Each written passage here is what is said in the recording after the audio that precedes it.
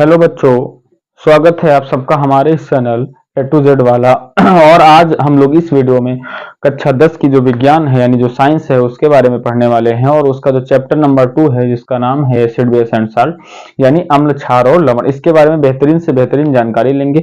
और आप लोग हमारे चैनल से लगातार जुड़ने के लिए हमारे चैनल को सब्सक्राइब अवश्य करें और हम आपको लगातार वीडियो प्रोवाइड करते रहेंगे। और ये जो सेशन इस बार चालू हो रहा है ये लगातार कंटिन्यू रहेगा और विज्ञान के जो भी वीडियो हैं यानी जो साइंस के जितने भी वीडियो हैं आपको मिलेंगे। धीरे धीरे आपको सारी की सारी क्लासें आपके पास और आती रहेंगी। कक्षा 10 का जो बोर्ड एग्जाम आने वाला है उसको नजर में रखते हुए हम और बेहतरीन से बेहतरीन क्वेश्चन और अच्छे से अच्छे आपको जो है इंपॉर्टेंट से इंपॉर्टेंट न्यूमेरिकल जो फिजिक्स या केमिस्ट्री में आने वाले हैं उनको हम आपको देते रहेंगे। तो चलिए आज की जो स्टार्टिंग है क्लास की वो करने वाले हैं अम्ल क्षार और लवण से। तो देखो सबसे पहले हम लोग ये जानेंगे कि जो अम्ल है यानी एसिड जो है वो क्या होता है, यानी अम्ल जो है वो क्या होता है। तो देखो सबसे पहले नॉर्मल बात तो अम्ल के बारे में एक चीज ये जान लेते हैं। जो अम्ल होते हैं अम्ल का स्वाद कैसा होता है? खट्टा। यानी अम्ल अपनी उपस्थिति के कारण किसी भी पदार्थ को खट्टा बना देते हैं। जैसे हम लोग नींबू जानते हैं, नींबू आप लोग नींबू पानी खूब पिए होंगे। तो नींबू में कौन सा एसिड होता है? नींबू में यही मतलब नींबू में वैसे एसिड की बात करें तो सिट्रिक होता है, लेकिन नींबू खट्टापन है ना, तो वो कैसा पदार्थ हो गया? एसिड में आ गया, यानी उसको क्या कहेंगे? ये अम्ल है। ऐसे ही हम जैसे इमली की बात कर लें, टार्ट्रिक एसिड पाया जाता है, हालांकि हम आगे बात करने वाले हैं अभी।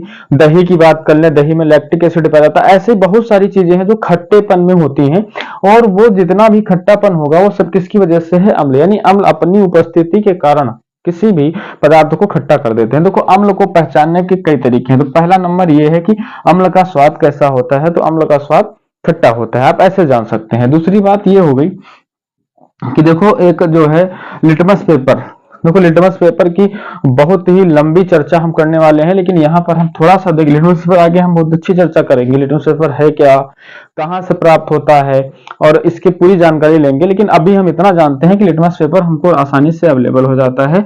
और अम्ल क्या करते हैं?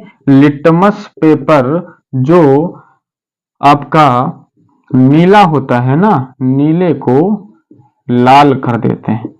अम्ल नीले लिटमस पेपर को क्या कर देते हैं? लाल कर देते हैं। अम्ल के अंदर ये खासियत होती है, अगर नीला लिटमस पेपर उठाओ और किसी भी जो खट्टा है या किसी भी ऐसे विलयन में डाल दो जो अम्ल होगा, तो अगर उसका लिटमस पेपर का जो कलर है वो नीले से लाल हो जाए तो इसका मतलब वो एसिड है। ठीक, तो एसिड को ये पहचानेंगे।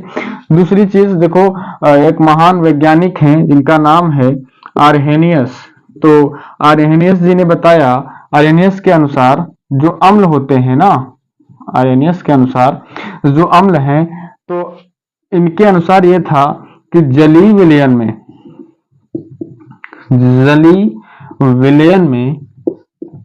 H प्लस आयन, तो जलीय विलयन में H प्लस आयन देने वाले पदार्थ क्या कहलाते हैं? अम्ल कहलाते हैं। तो इनके हिसाब से ऐसा था कि जलीय विलयन में जो भी जितने भी पदार्थ हैं आपको उनको आप जल में डालो, घुल जाएं। घुलने के बाद जो विलयन होगा उनका, अगर उस विलयन में वो H प्लस देते हैं तो उनको हम क्या कहेंगे? एसिड कहेंगे। यानी आर्हेनियस ने बताया था कि जितने भी एसिड होते हैं उसमें H पॉजिटिव आयन प्रेजेंट होता है, H पॉजिटिव आयन प्रेजेंट होता है। और वो किसी भी सॉल्यूशन में, यानी अगर हम उसका वाटर सॉल्यूशन लें, यानी हम वाटर में उसको सोलेबल कर दें तो वहां पे वो H प्लस गिवन करेंगे तो वो हम क्या कहलाएंगे? उनको हम एसिड कहेंगे। आर्हेनियस जी की डेफिनेशन थी। ठीक है। दूसरी चीज अभी आगे देखो, हम लिटमस को भी पढ़ने वाले हैं और आगे हम पीएच के बारे में भी बहुत सारी, पीएच स्केल के बारे में, पीएच पेपर के बारे में, पीएच मान के बारे में चर्चा करेंगे। ठीक है। तो देखो पीएच वैल्यू, जितने भी अम्ल होते हैं अम्लों का पीएच मान 7 से क्या होता है? कम होता है। अम्लों का पीएच मान 7 से कम होता है। तो अम्ल जो होते हैं ना उनका सीधा सा सिंपल बात यह है कि सबसे पहले हम तो ये पहचान जाएंगे कि अम्ल स्वाद में खट्टे होते हैं। तो अम्ल स्वाद में खट्टे हो गए, अम्ल लिटमस पेपर में नीले को लाल कर दिए। अरेनियस के अनुसार जलीय विलयन में H+ आयन देने वाले जितने भी पदार्थ हैं वो सब क्या कहलाएंगे? अम्ल कहलाएंगे। तीसरी चीज, पीएच मान 7 से क्या होता है? कम होता है। किसका? अम्ल का। यानी जितने भी पदार्थ हैं उनका खट्टापन होता है, तो खट्टेपन की जानकारी हम लोग अगर पीएच की वजह से निकालें तो उनका सारा का सारा मान, पीएच मान 7 से कम होगा। ठीक है। उसके बाद जो है हम ये जानकारी कर लेते हैं, जैसे हमने ये पढ़ा कि H+ आयन देते हैं, तो कोई भी जैसे HCl है हमारे पास, तो HCl अगर हम इसको वाटर में सोलेबल करेंगे, डाल दिए उसमें, तो H+ अलग हो जाएगा और Cl- अलग हो जाएगा। तो इसका मतलब ये हो जाता है कि HCl किसी वाटर में डालने पर H+ आयन देता है। बाकी अभी हम और जानकारी करेंगे। कुछ अपवाद भी होते हैं केमिस्ट्री में, जो भी एक्सप्रेशन है उसमें हम जानकारी ये कर लेंगे कि देखो ऐसा होता है कि तुम्हारा जैसे SO2 में H नहीं होता है, लेकिन फिर भी ये क्या होता है? एसिडिक प्रकृति इसके अंदर, एसिडिक नेचर होता है, यानी अम्लीय प्रकृति इसके अंदर होती है। और ऐसे ही जैसे हमारे पास CO2 होती है, CO2 भी कैसी होती है? CO2 के अंदर भी अम्लीय प्रकृति होती है। तो ठीक है, तो अब ये जान चुके हैं कि अम्ल क्या है। ठीक है। सबसे पहले अम्ल को लिटमस पेपर से ही पहचाना गया। सबसे पहले अम्ल को कैसे पहचाना गया? लिटमस पेपर से ही पहचाना गया। सबसे पहले अम्ल को लिटमस पेपर से ही पहचाना गया, यानी लिटमस पेपर के प्रभाव के आधार पर ही अम्लों की पहचान की जा सकी। और अम्ल शब्द की जो उत्पत्ति है, अम्ल शब्द की उत्पत्ति ग्रीक भाषा के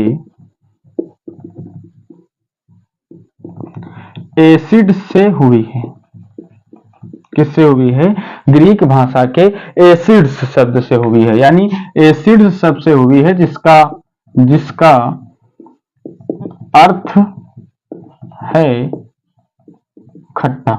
यानी वे सारे के सारे पदार्थ जो खट्टे होते हैं, मैं पहले ही बता चुका हूं। तो अम्ल शब्द की उत्पत्ति कहां से हुई है? ग्रीक भाषा के एसिड्स शब्द से हुई है। ठीक है, तो आपके सामने ये हुआ। अच्छा आपको लगा हो तो इसको जरूर नोट कर लीजिए। तो आगे बात करेंगे अब किस चीज की, कि जो अम्ल होते हैं ना, जो एसिड होते हैं ना, वो कितने प्रकार के होते हैं, यानी काइंड्स ऑफ एसिड की बात करने वाले हैं, यानी अम्लों के प्रकार के बारे में बात करने वाले हैं। तो अम्ल कितने प्रकार के होते हैं? अम्ल 2 प्रकार के होते हैं। और किस हिसाब से अम्ल को 2 प्रकार से बांटा गया है? उनकी सॉल्युबिलिटी के अनुसार। यानी जो अम्ल पानी में, यानी जल में, यानी वाटर में जल्दी सोलेबल हो जाए या पूर्णतया वियोजित हो जाए, पूरी तरीके से घुल जाए उसी में, कंप्लीटली सोलेबल हो जाए उसमें, तो ऐसे जितने भी एसिड होंगे उनको हम लोग क्या कहेंगे? स्ट्रॉन्ग एसिड, यानी प्रबल अम्ल के बारे में कहा जाता है। देखिए डेफिनेशन आपके पास लिखी हुई, प्रबल वे अम्ल जो जल में पूर्णतया आयनित या वियोजित हो जाते हैं, प्रबल अम्ल कहलाते हैं, यानी स्ट्रॉन्ग एसिड कहलाते हैं। तो स्ट्रॉन्ग एसिड के बारे में इतनी जानकारी आपको होनी चाहिए कि वो कंप्लीटली सोलेबल है, किसमें? वाटर में। दूसरी चीज इसके बारे में, ये नाम देखो, जो H2SO4 है, HNO3 HCl है, ये आपको बहुत ही कायदे से याद। सबसे स्ट्रॉन्ग एसिड HCl को माना जाता है, HCl सबसे स्ट्रॉन्ग है। ठीक है। अब H2SO4 एसिड जो होता है, ये इसको हम लोग बैटरी एसिड के नाम से, तेजाब के नाम से भी जानते हैं। HNO3 भी हमारे पास अवेलेबल है। ठीक है। तो अम्लों का राजा इसको, ये सब जानकारी हम आगे लेने वाले हैं। अम्लों का राजा इसको कहा जाता है। जितने भी खनिज अम्ल होते हैं, खनिजों से प्राप्त होते हैं, खनिज अम्ल। ठीक है। खनिज अम्ल खनिजों से प्राप्त होते हैं, खनिजों से।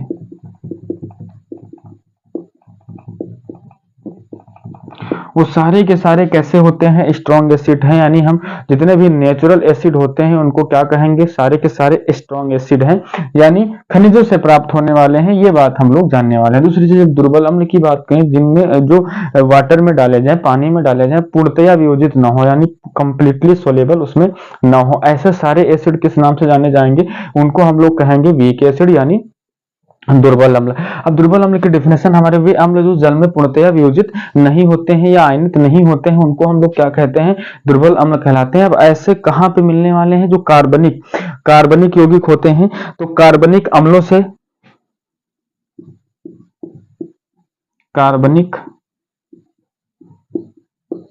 से जो प्राप्त होते हैं। ठीक है।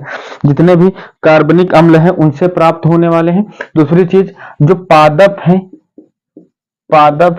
या जो जंतु हैं, जो भी एसिड इनके माध्यम से प्राप्त होते हैं, उन्हें उनसे प्राप्त होने वाले एसिड को किस नाम से जाना जाता है? उनको प्राप्त होने वाले एसिड को हम लोग क्या कहते हैं? Weak acid. जैसे हमारा CH3COOH है, टार्टरिक एसिड मिलेगा, HCOOH होगा।